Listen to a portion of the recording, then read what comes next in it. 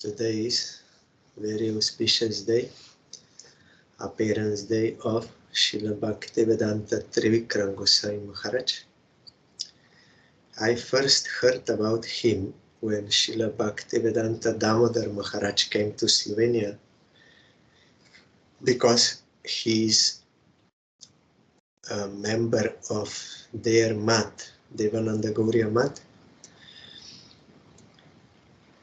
Srila Bhakti Siddhanta Saraswati Thakur, he was ordered by Chaitanya Mahaprabhu to preach, and Mahaprabhu sent him many of his own personal associates. So one of them was Srila Bhakti Pragyan Keshav Goswami Maharaj, and also Madhusudan Maharaj is also a disciple of Prabhupada. So this Madhusudan Maharaj was preaching. So while preaching, he brought Srila Bhakti Vedanta Narayan Goswami Maharaj to the mat, Gauriya Vedanta Samiti or Devananda Gauriya mat, and also Srila Bhakti Vedanta Trivikram Maharaj. So there were three prominent disciples or pillars of Devananda Gauriya mat, that is Srila Bhakti Vedanta Bhaman Goswami Maharaj, Bhakti Vedanta Narayan Goswami Maharaj, and Bhakti Vedanta Trivikram Maharaj. They were all fully dedicated to the service of their Gurudev, and they did all kinds of services. Srila Bhaktivedanta Trivikram Maharaj was especially engaged in publication seva and all other sevas also, and preaching everywhere. So I heard from Damodar Maharaj that time that Maharaj was very strict and would not allow to anyone to do any kind of seva to him, but he used to do seva to others, and that he was mat in charge of one mat, but later on they told him, you go out. So he did not protest. He saw it is the will of Krishna. So he was not thinking, this is my mat, how you can throw me out? I served here for 30 years, it is my, how you can know. He saw it is the will of Krishna. Then he just took one bag with him, and he came to Navadip and was doing bhajan there in Devananda Gauriya mat. And also I heard from Damodar Maharaj that one time in Brajamandal Parikrama, one Babaji came to their room where Damodar Maharaj and Trivikram Maharaj were staying, and they gave him space, and he was all the time chanting Harinam, whole day and night. Then when he left, then Trivikram Maharaj asked Damodar Maharaj, do you know who is he? Then Damodar Maharaj said, no. Then Trivikram Maharaj said, he's one Sahajya, but outwardly looking like a great devotee because all the time chanting. Then at another time, one very rich person came with his wife to take blessing from Trivikram Maharaj during Parikrama. Then Trivikram Maharaj was very strong with him, very strict. He told him, you came here to Braja Dham, to Dham, but your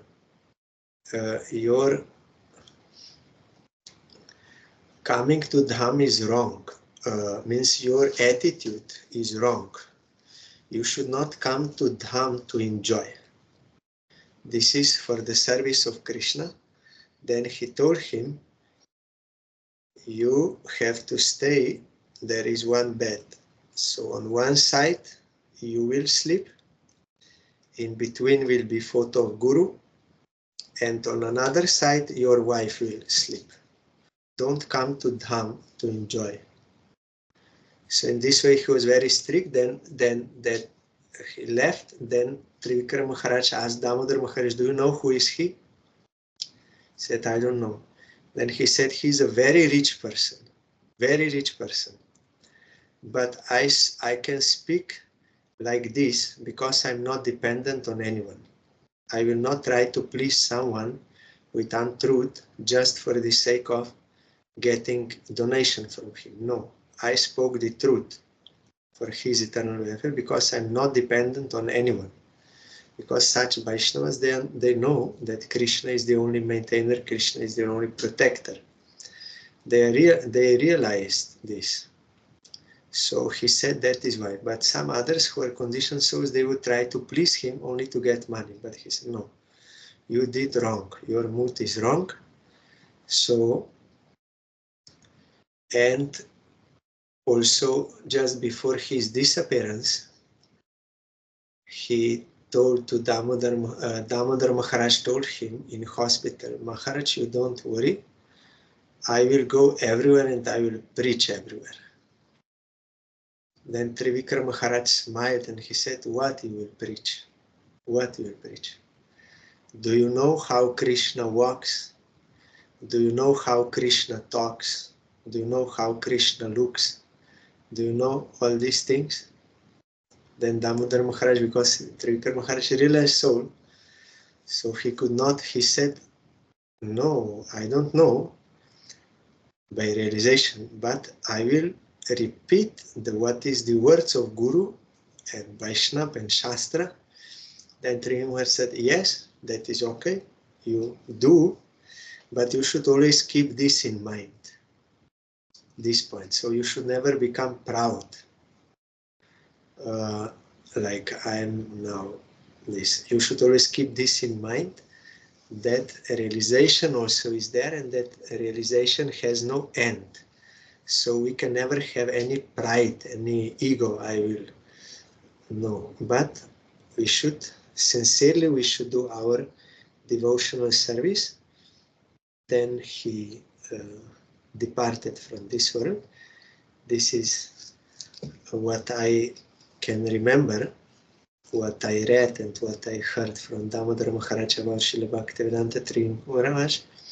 It is possible that I saw him, but I'm not fully sure, because in 2002 I was in Mayapur. We are doing Navadip Dham Parikrama, so with Gurudev we came to Devananda Gauriya Math. That time he was still living, so maybe he was there sitting on stage in or near Samadhi on chair. I remember one Vaishnava, but I'm not sure. So maybe I saw or not, but anyway, I heard about him. Today is his appearance day, so I'm bowing down to his lotus feet and praying for his causeless mercy, for pure devotion to Krishna and his devotees. And we are hearing about what happened. Sati gave up her body. She did not want to be connected to Daksha because he offended Shiva. Then followers of Shiva wanted to fight, but Brigu put mantra, said mantra for the protection of Yaga, and they were driven out. Then when Shiva heard, he became angry and he took hair and he made one big figure, and they went, he and the followers of Shiva, then they destroyed everywhere there in Yaga. He killed also Daksha, and then those who survived, they went to Brahma and they told him what happened. Then Brahma said, yes, no one can understand the power of Shiva, and what you did was wrong. You neglected Shiva, you did not give him the share in that yagya. That was wrong, that was offense to Shiva, and he is so powerful, no one can understand. So I am telling you, under the circumstances we heard yesterday, Lord Brahma said that no one, not even himself, means Brahma, Indra, all the members assembled in the sacrificial arena, or all the sages, could know how powerful Lord Shiva is. Under the circumstances, who would dare to commit an offense at his lotus feet? And he told them, you have to go and beg forgiveness from him. Sa itam adishya suran ajastutai samanvitaha pitribih sa prajeshai yayau swadishnan nilayam puradvisha kailasam adri pravaram priyam prabho. After thus instructing all the demigods, the Pitas, and the lords of the living entities, Lord Brahma took them with him and left for the abode of Lord Shiva, known as Kailash Hill, Kailash Parvat. Jan Maushadi Tapo Mantra Joga Siddhair Nare Tarei Jushtam Kinara Gandharvair Apsarobir Vritam Sada. The abode known as Kailash is full of different herbs and vegetables, and it is sanctified by Vedic hymns and mystic yoga practice. Thus, the residents of that abode are demigods by birth and have all mystic powers. Besides them, there are other human beings who are known as Kinnaras and Gandharvas and are accompanied by their beautiful wives, who are known as Apsaras or angels. Nana mani mayai shringair, nana dhatu vichitritai, nana druma lata gulmair, nana mriga ganavritai. Nana means many, like variety. Nana vidya alankar, kore jalamal. And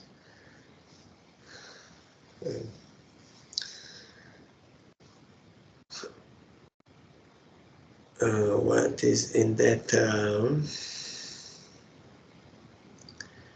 Kunjenana robo korailo, various sounds. So here also, Kailash is full of mountains filled with all kinds of valuable jewels and minerals, and surrounded by all varieties of valuable trees and plants. The top of the hill is nicely decorated by various types of deer. Nana mala prasravanair, nana kandara sanubi, ramanam viharantinam, ramanai siddhayoshitam. There are many waterfalls, and in the mountains there are many beautiful caves in which the very beautiful wives of the mystics are found. See, mystics also, they are having wives, but they are in cooperation for that mysticism. They are not obstructing but assisting. Mayur keka birutam madandhali vimurchitam plavite rakta kanthanam kujitaischa patatrinam. On Kailash Hill, there is always the rhythmical sound of the peacock's sweet vibrations and the bees humming. Cuckoos are always singing, and other birds whisper amongst themselves. Ahvayantam ivo dasteir, dvijan kama dughair drumei, vrajantam iva matangeir, grinantam iva nirjarei. This is similar as Trikuta mountain, some description. There are tall trees with straight branches that appear to call the sweet birds, and when herds of elephants pass through the hills, it appears that the Kailash hill moves with them. When the waterfalls resound, it appears that Kailash hill does also. Mandarei parijateischa, saralaish chopa shobitam, tamalai shalatalaischa, kovidara sanarjunai, chutei kadambeir nipaischa naga punaga champakai Patala Shoka Bakulei, Kundei Kurabakir Api. Similar.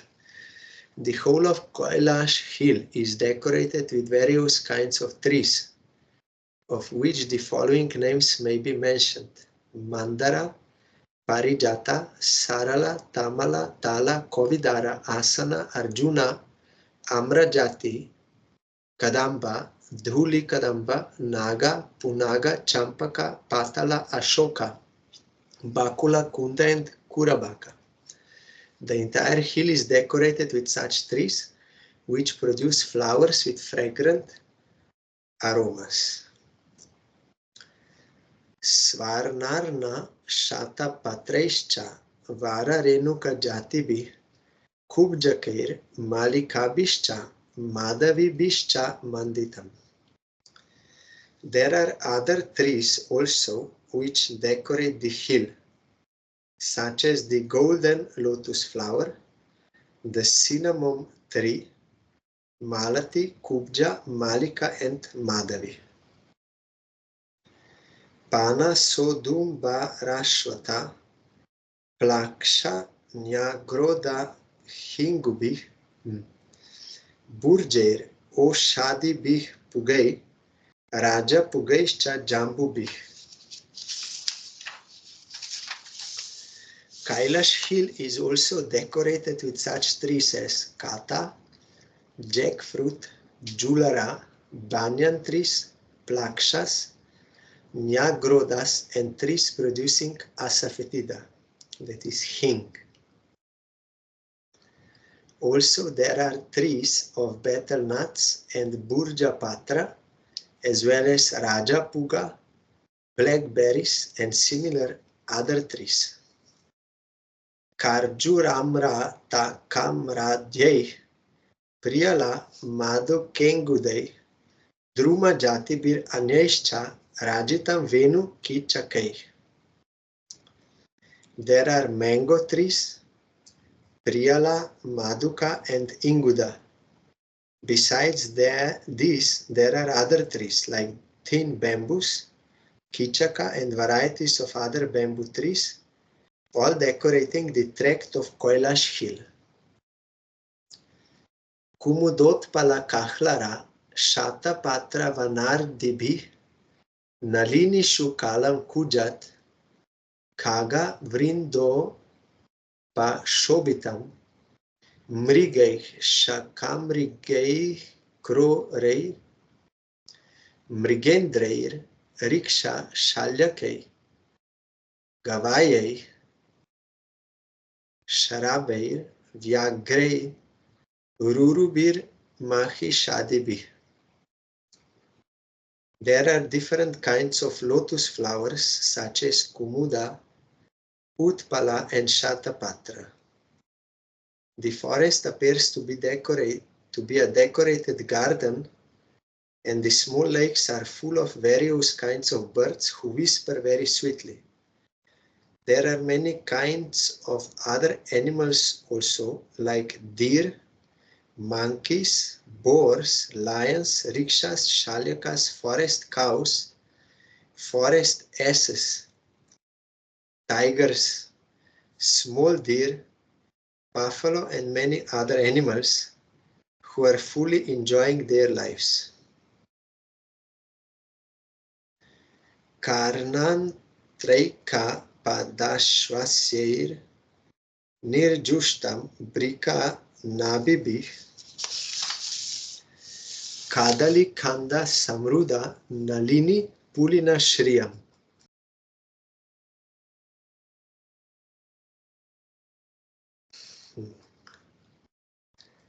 There are varieties of deer such as Karnantra, Ekapada, Ashwasya, Vrika, and Kasturi, the deer which bears musk. Besides the deer, there are many banana trees which decorate the small hillside lakes very nicely. Here also Lotus Lake, Nalini.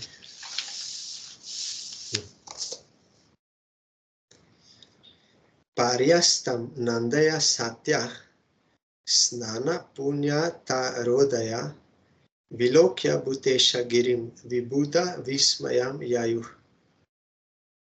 There is a small lake named Alakananda, in which Sati used to take her bath, and that lake is especially auspicious.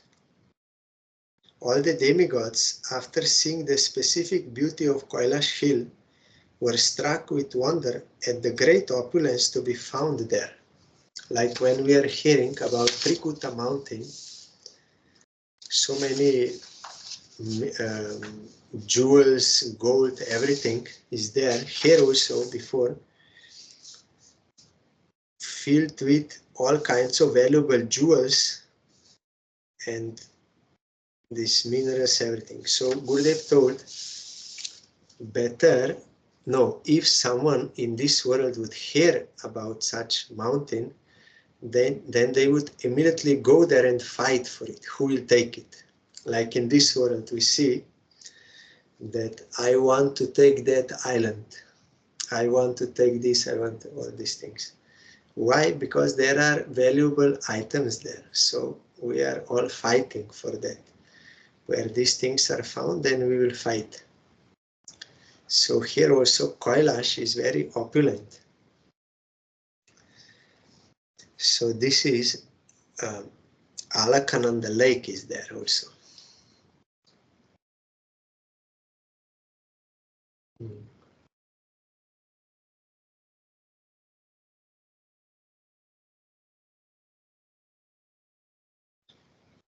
Dadrishus tatra te ramyam alakam nama vai purim vanam sogandikam chapi yatra tan nama pankajam.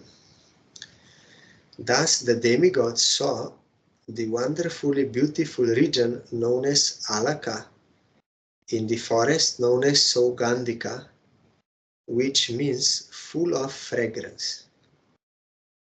The forest is known as Sogandika because of its abundance of lotus flowers.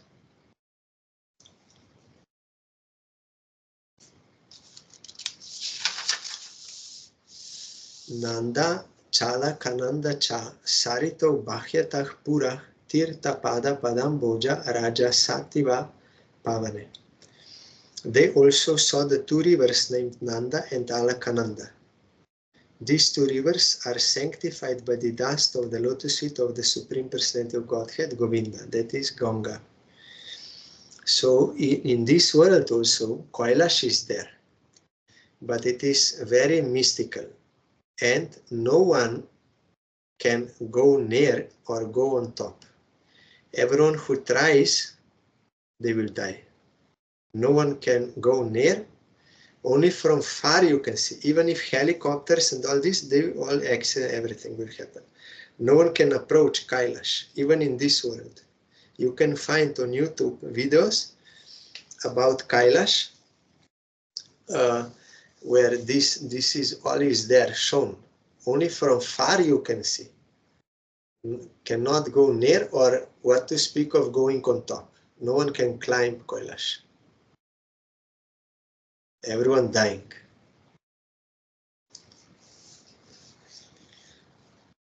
Yayo Sura Striya Kshatar Avaruhya Swadishnyata Kriranti Pungsha Shin Sinchantyo Vigahya Rati Karshitaha. My dear Kshata, Vidur, the celestial damsels come down to those rivers in their airplanes with their husbands, and after sexual enjoyment, they enter the water and enjoy sprinkling their husbands with waters.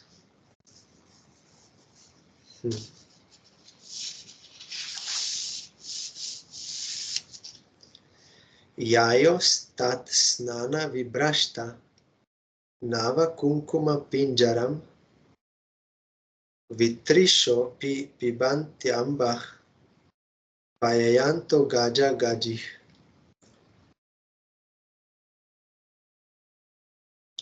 After the damsels of the heavenly planets bathe in the water, it becomes yellowish and fragrant due to the kumkum from their bodies.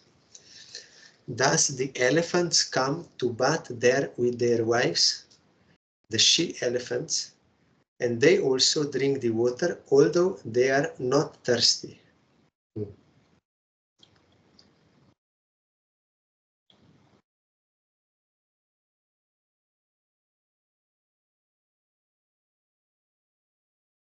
With Trisha, they are not thirsty, but anyway, they go for enjoyment. Tara Hema Maharatna Vimana Shata Sankulam Jushtam Punya Jana Stribir Yatha Kam Satadit Ghanam. The airplanes of the heavenly denizens are bedecked with pearls, gold, and many valuable jewels. The heavenly denizens are compared to clouds in the sky, decorated with occasional flashes of electric lightning.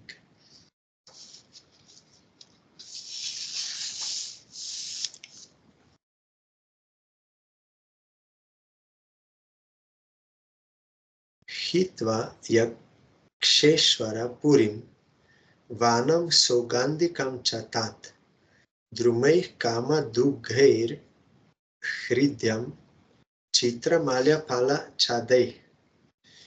While traveling, the demigods passed over the forest known as Sogandika, which is full of varieties of flowers, fruits, and desired trees.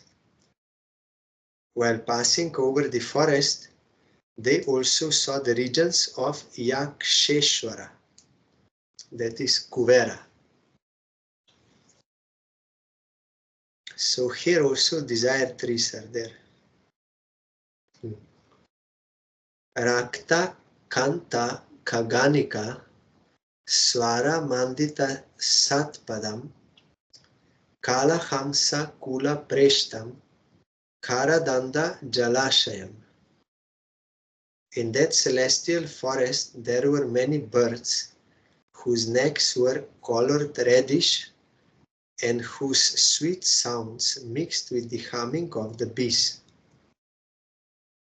The lakes were abundantly decorated with crying swans as well as strong stemmed lotus flowers. Vana Kunjara Sangrishta Hari Chandana Vayuna Adi Punya Janastrinam Muhur Unmathayan Mana.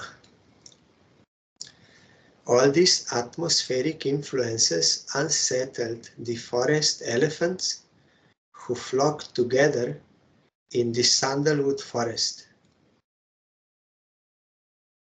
And the blowing wind agitated the minds of the damsels there for further sexual enjoyment.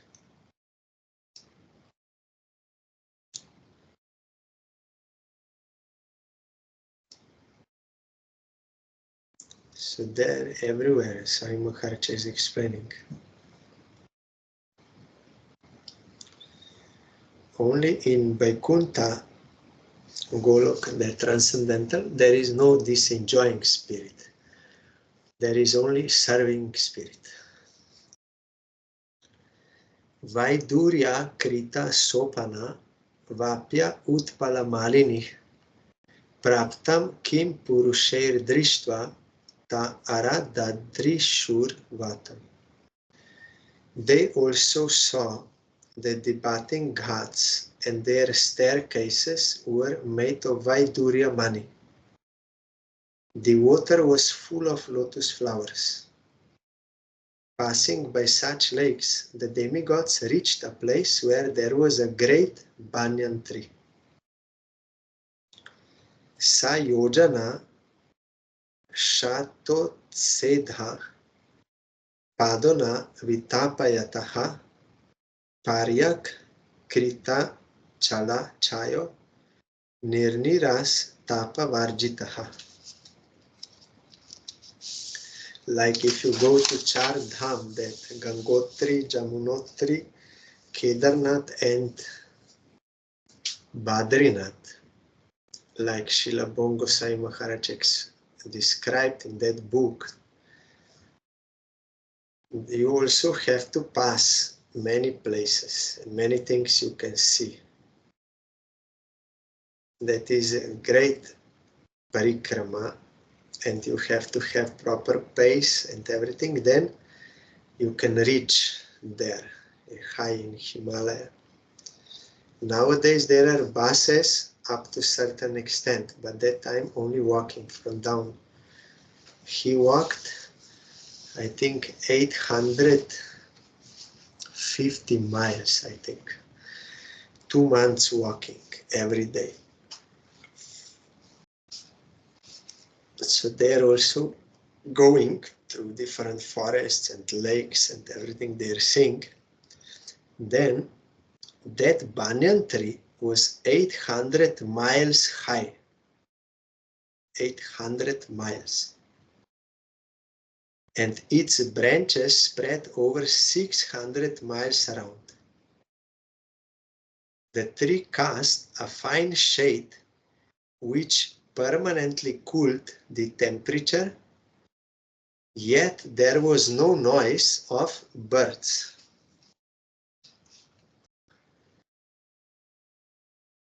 There are no nests there. Here Sai Maharaj is telling, because it is that abode. So no noise. It was very silent, peaceful, and just suitable for meditation. So it is very big banyan tree and big shade. Tasmin maha jogamaye mumukshu sharane surah didrishu shivam asinam tyakta marsham ivantakam.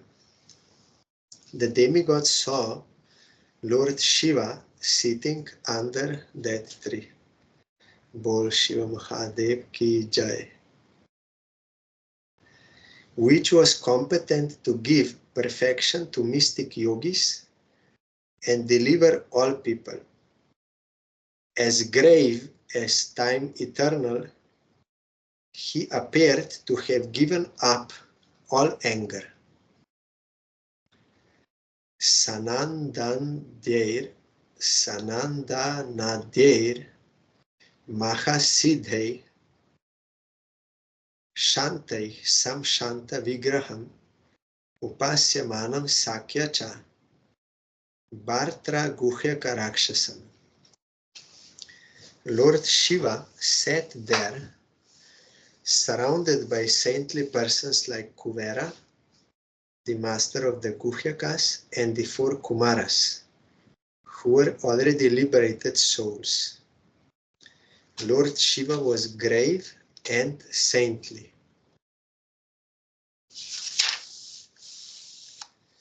Vidya tapo yoga patham astitam tam adishwaram charantam vishwa suhridam vatsalya loka mangalam. The demigod saw Lord Shiva situated in his perfection as the master of the senses, knowledge, fruitive activities, and the path of achieving perfection. See this. He was the friend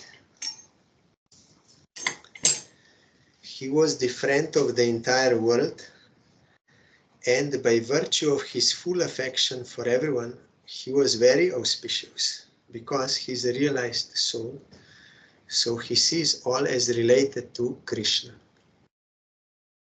No bodily distinction and enmity, friendship, no. He is fully on transcendental platform. He is affectionate to everyone, friendly to everyone, and respectful to everyone. He does not support wrong activities, but he has that well-wishing mood towards everyone, because they all belong to Krishna. But he punished wrongdoing. and that was for the good of the person punished. Lingam cha tapasabishtam bhasma danda jatajinam angena sandhya rucha chandra lekam cha bibratam. He was seated on a deer skin and was practicing all forms of austerity. Because his body was smeared with ashes, he looked like an evening cloud. On his hair was the sign of a half moon, a symbolic representation.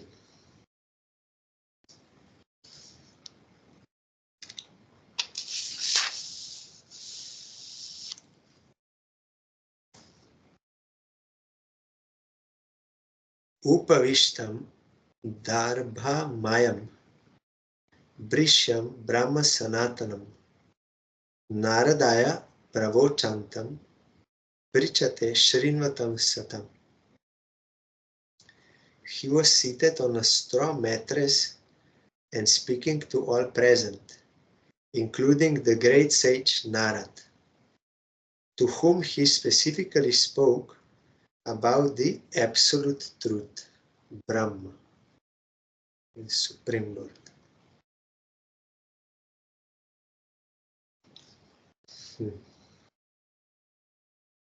So here, Lord Shiva is the supreme instructor, and the great sage Narada is the supreme audience.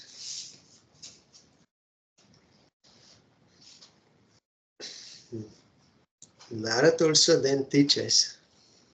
One who is good student is good teacher. Kritoro dakshine savyam pada padmam cha januni bahum prakoshte kshamalam asinam tarka mudraya. His left leg was placed on his right thigh, and his left hand was placed on his left thigh.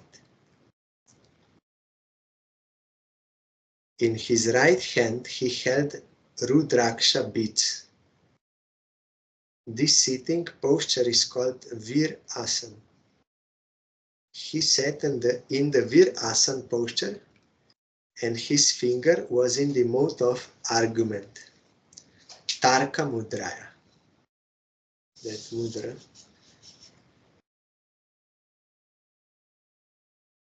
Tarka Mudra means this indicates that the fingers are opened and the second finger is raised along with the arm to impress the audience with some subject matter. This is actually a symbolic representation. I think according to Indian counting, second finger is this one. So maybe Tarka Mudra is this. Like with some second finger is raised along with the arm to impress the audience with some subject matter. Maybe this one. I don't know either this one or this one. But I think this one, like this.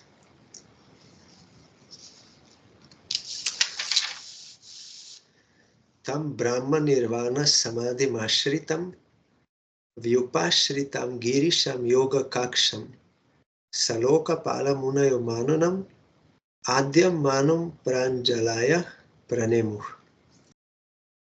All these sages and demigods headed by Indra offer their respectful obeisances unto Lord Shiva with folded hands. Lord Shiva was dressed in saffron garments and absorbed in trance, thus appearing to be the foremost of all sages.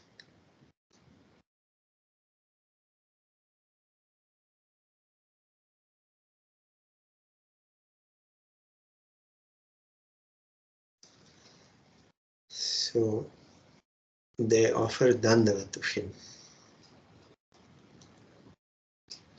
Sa tupalabhyagatam atmayonim sura sureshair Abhivanditangri Utaya Chakre Shirasabhivandanam Arhatamah Kasya Yathaiva Vishnu.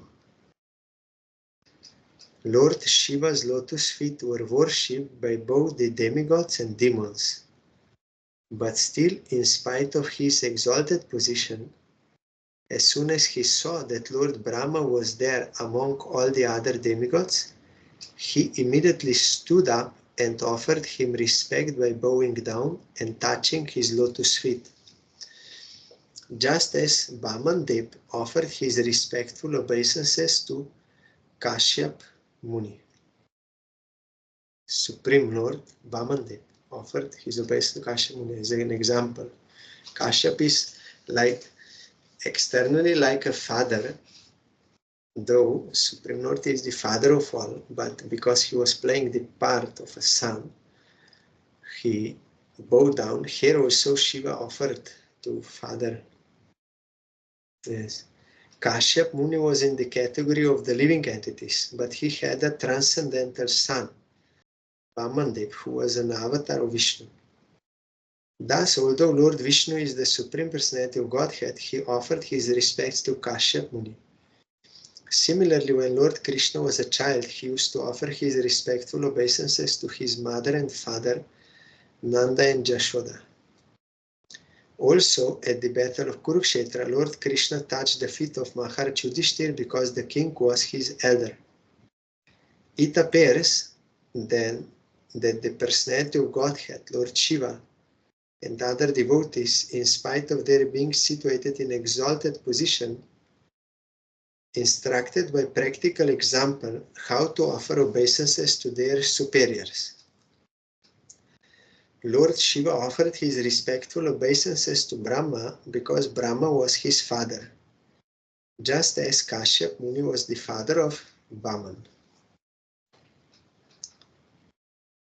Tathapare Siddha Gana Maharshibir Ye Vai Samantat Anu Nila Lohitam Namaskritah Praha Shashanka Shekaram Krita Pranamam Prahasan Ivatmabu. All the sages who were sitting with Lord Shiva, such as Narad and others, also offered their respectful obeisances to Lord Brahma. After being so worshipped, Lord Brahma, smiling, began to speak to Lord Shiva.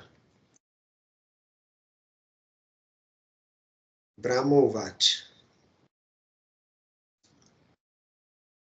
Jane tvam isham vishwasya jagato yoni bijayo shakte shivasya chaparam yat tad brahma nirantaram. Lord Brahma said, "My dear Lord Shiva, I know that you are the controller of the entire material manifestation, the combination father and mother of the cosmic manifestation, and the Supreme Brahman beyond the cosmic manifestation as well. I know you in that way. Tvam eva bhagavan etach chiva shaktyo sarupayo vishvam srijasi pasyatsi kriran urna pato yata." My dear Lord, you create this cosmic manifestation, maintain it and annihilate it by expansion of your personality, exactly as a spider creates, maintains and winds up its web. Because he's Guna Avatar, Supreme Lord. Or that milk and yogurt. Yogurt is nothing but milk, but in another form, another pastime, but they are same.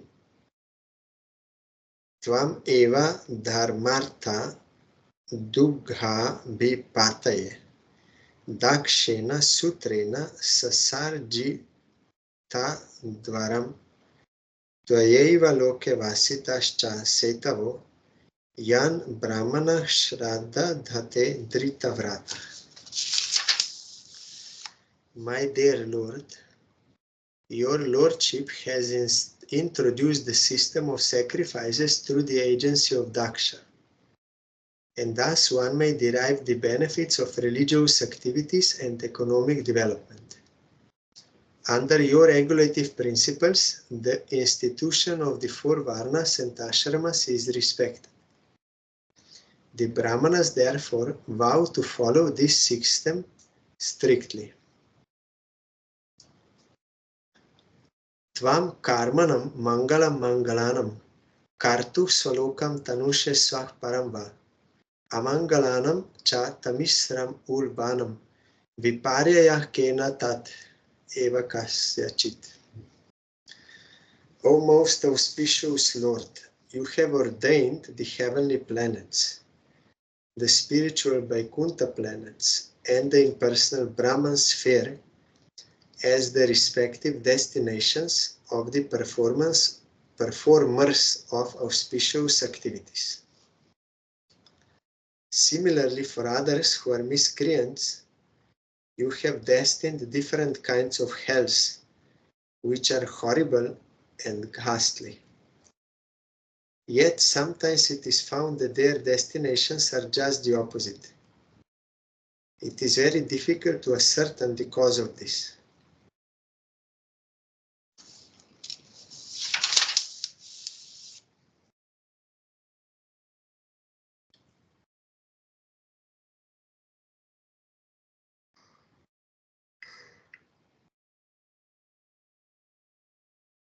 Here the example is given. Ajamil was very sinful, but uttered Narayan. Then he went to Vaikuntha, and here Daksha was doing pious activities, performing sacrifices, yet simply because of creating a little misunderstanding with Lord Shiva, he was severely taken to task. The conclusion therefore is that the Supreme Will is the ultimate judgment. No one can argue upon this.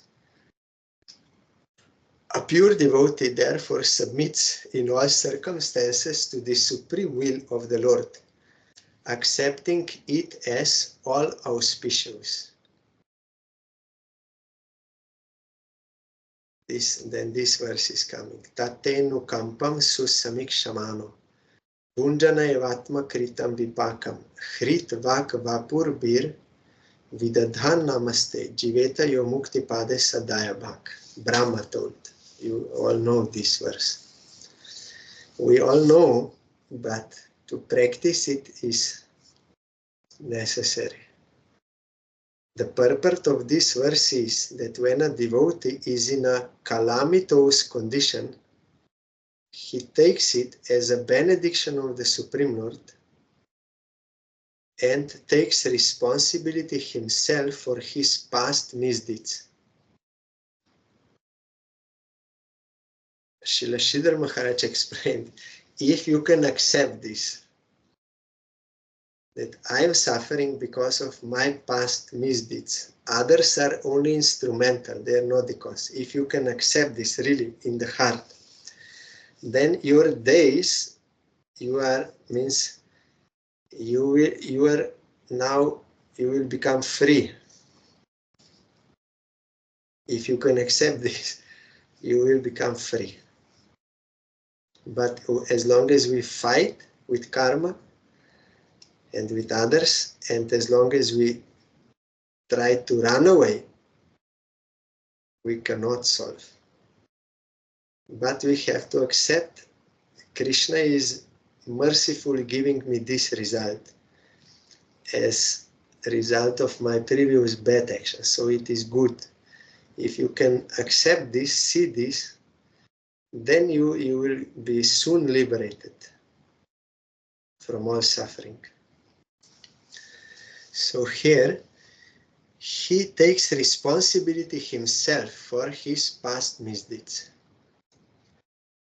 In such a condition, he offers still more devotional service and is not disturbed. One who lives in such a disposition of mind, engaged in devotional service, is the most eligible candidate for promotion to the spiritual world. In other words, such a devotee's claim for promotion to the spiritual world is assured in all circumstances.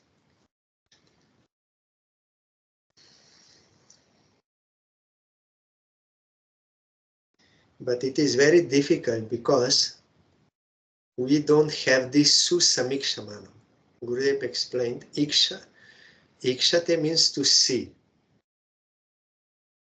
But if you see, you cannot understand it. If you ordinarily see, then also Vyasadeva used this word, samikshamanam, means very minutely you see. Samikshamanam, if you see, still you will not be able to see. Only when there is susamikshamanam, very thoroughly, nicely, absolutely clearly you are seeing, only such a person can see it is God's grace. It is God's grace. He is giving me the result of my past misdeeds. He is so good. That is His mercy to teach me.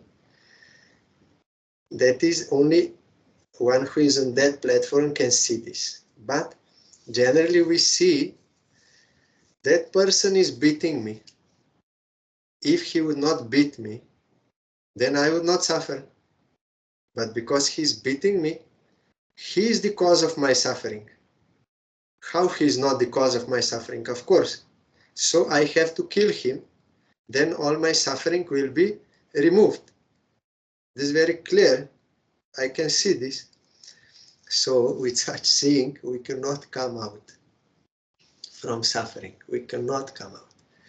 Or we see he is causing me suffering, so I cannot kill him, so I will run away.